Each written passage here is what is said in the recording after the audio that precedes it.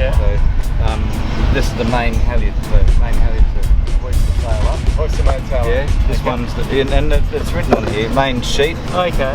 Main sheet controls the end of the boom there. Yeah. That's not the traveller. The door lift line is the line that raises the trifold door. So we may do a trifold door. The trifold door this is lifting. Here. Yeah. Okay. So it's the trifold door lifting rope. It's not really a sailing rope. Well, it's a line. So. Yeah, it's a line. Yeah. The topping is the hold the boom up. Okay. Yeah. So we don't let that one go. Yeah. Then we've got all definitely on. And then reef 1 is the first reef line. But on this boat, on this side of the sail, we have the first reef becomes third reef because they've got like snap shackles that you can take off first reef and then move that to third reef. Yep. Then to do that, all you have to do then also is untie the end of the first reef line of the boom there and move it forward to here. Yeah. The third reef, because third reef is further up the mast, up the sail. When you say untie it, what precisely do you mean? The reefing line is tied around the boom here. Yeah. Okay. So they're directly under the sail, under the reefing point. So they pull down straight. Is there ties halfway along the sail or not? Oh, there's holes in there, but they generally the sail goes into the sail bag and generally you can tidy it all up. Sure. So this reef, this line here is connecting to this one here. That one, it's our red rope there. Yeah.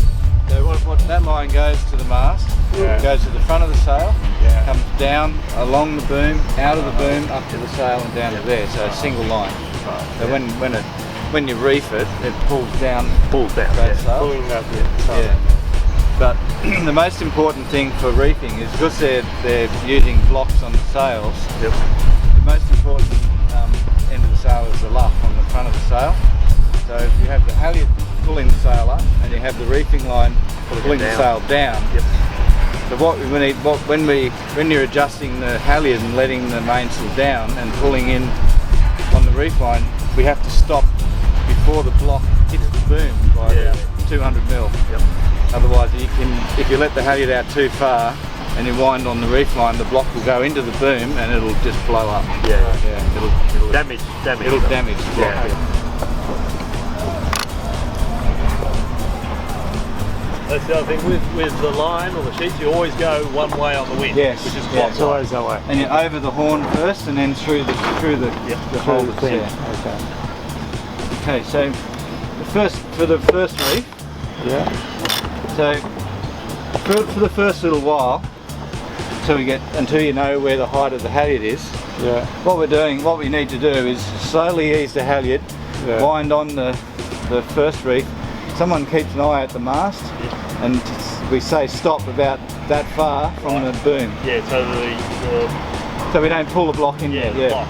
And then what happens after we set the front, then we set the back. Because that's what you have to do is we'll have to ease the sheet, allow the boom to come up, and then wind the back down. So we're going to set the front first. Okay. So that involves winding the first reef on and easing the mainsail, the halyard, sorry.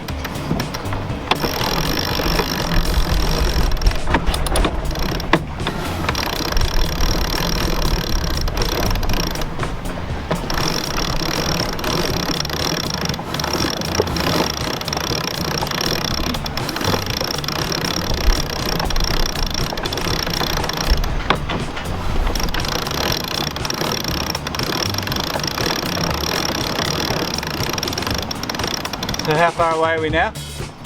Alright, so we've got a bit to go.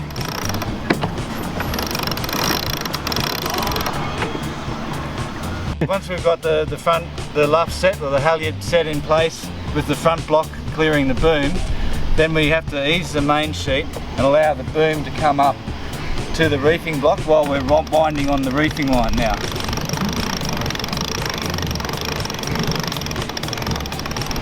So you basically want to get that to the point there. So now that's given you out all tension and it's brought the block closer to the boom. So we're on the starboard side now. So we're just looking at the lines, control lines. It's, the outside one here is the spinnaker halyard, which is the MPS, multi-purpose, spinnaker, screecher. The blue one is the jib halyard, so that's for the head sail. Then this other one is the jib sheet, so that controls the long man thing. Well, it pulls the sail in. So it goes like the sheet at the end of the sail. It controls the crew of the sail. This line here is the outhaul for the mainsail. So that pulls the mainsail to the boom, to the end of the boom. To the end of the boom. Yeah, so it pulls the mainsail either flat or you let it out, and you let it out, depending on the wind. If you had strong wind, you want to flatten it a bit. If less wind, you want a bit more depth in the sail. And then this last one is the reefing line, the Reef 2. Right. So starboard side only has one reef point, which is Reef 2 in the middle. Reef 2. Okay. Yeah.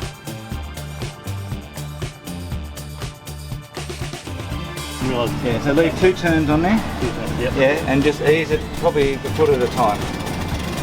So winding? Yeah, just keep winding. If it gets too tight, tell it to ease more halyard. It's feeling really hard to take.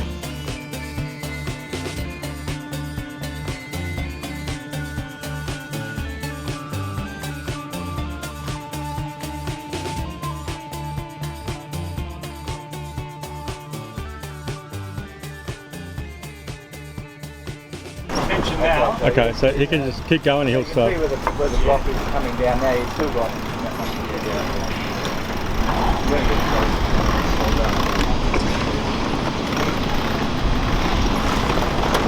Yeah. Getting a bit of tension. Keep coming down. So stop there on the halyard. Down the halyard off. Keep going a bit on this, huh? Yeah.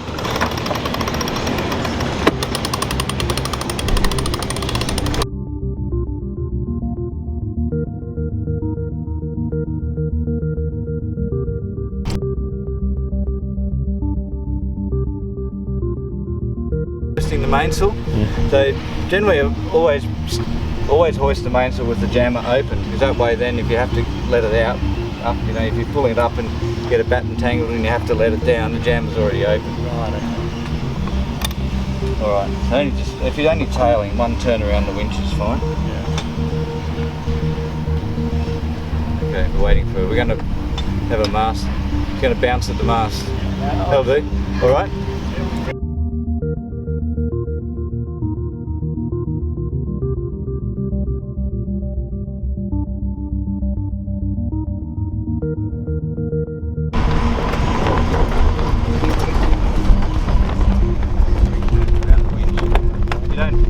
Turns around, you won't get the bite of the rope. Do we have a... So this is the reefing line here, right? This red one here, or the blue one? Well, the blue one's the second reef. Second reef, yeah. Can you just see if it's running out properly? Maybe tangled. So just grab the rope and just make sure it's free. The reef one, the one that's... one here.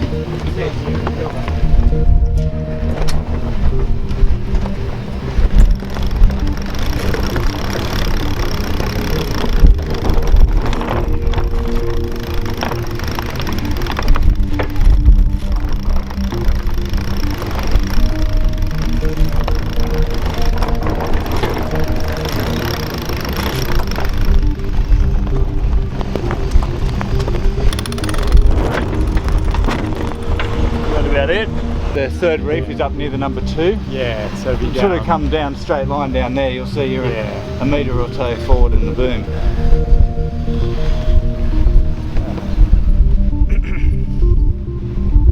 And those, they're just snap shackles, right? And so they're pretty quick to undo and snap on. Yeah.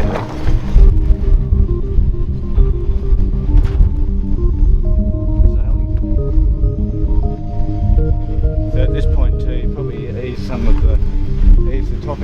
the topping lift off now. Right. Which one? This one? The topping lifts the green. This one here. Topping lifts the green one here. Okay, so the topping goes to the end of the boom. So I just so it doesn't foul the sail. Just so Just take a little bit of tension off it.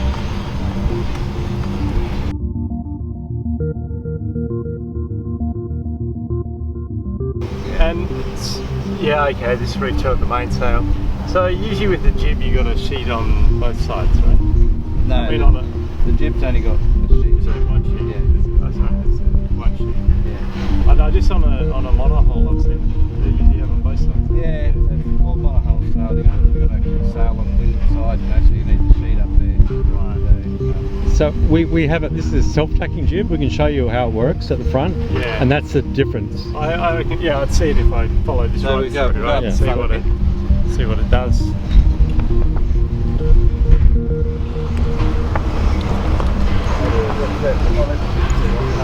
How's that supposed to work? Ah. So It runs along there. It runs along there. Yeah. So, I mean, normally when you're sailing, you would take the jib sheet out of the out of that bag. Out of the bag. Have it there. So it runs up inside the mast. Yeah. Well, the reason why it works so well this way is it's got an arc. It's got a long arc for the sheet, so it enables the car to move from side to side. Yeah. Without putting any tension on this. Because it's all just It's all up. the same arc, or a similar arc. Yeah. So the jib sheet, it's a 2-to-1 jib sheet. So that goes to the jib, and then you're controlling the sail. And the thing is, with it coming from the mast like that, if you ease it out, it'll naturally come down the track, which is often what you need anyway when you're springing the sheets. Yeah. And then when you pull the sheet on, it tends to pull it in.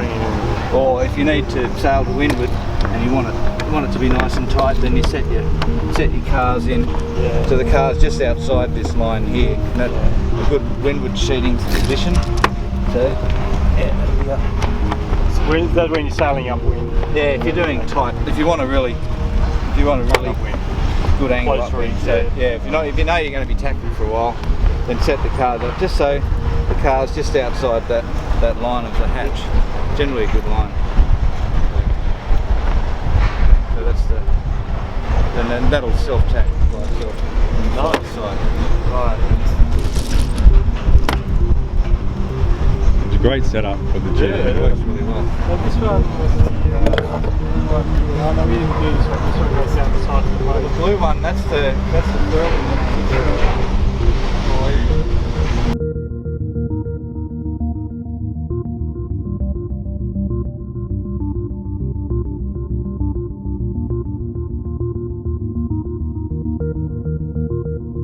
The screecher furls from the bottom. Right, yeah. So it works well. What's a screecher? I've never heard of that word before. Well, it's just like well, they call it flying staysail because the screecher's got a stay built into it. So when you hoist it, it has its own forestay and staying part of the sail, and it's flying up the front. So it's just larger sail overlapping the mast, and code 0 screecher. Yeah, You know, same. Can you run them both the jib and the stays at the same time? You can if you want. You can run close reaching if you're doing that sort of thing. But often it's better just to drop the jib. Yeah. And a screecher compared to a spinnaker. What's a spinnaker? Spinnaker's downwind only. Downwind only. Yeah. And Well, screecher you can use. they've got Amy's got an asymmetrical spinnaker, which is like reaching sail.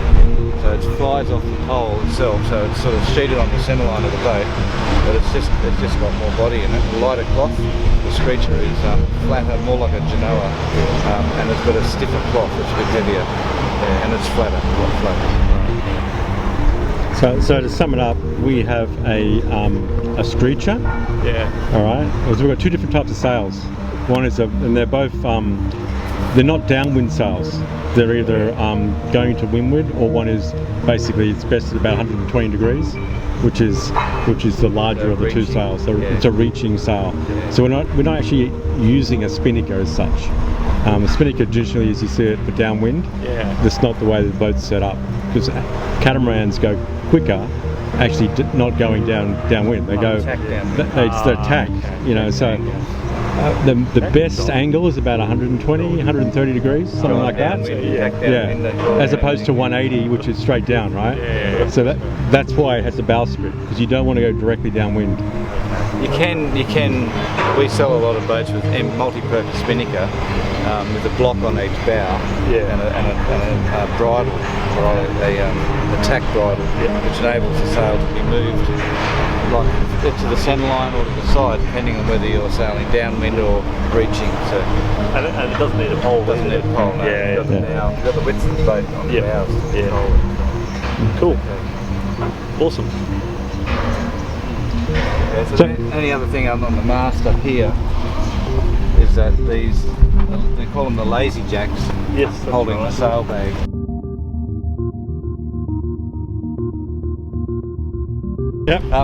This line driver winch here controls the main sheet traveller track.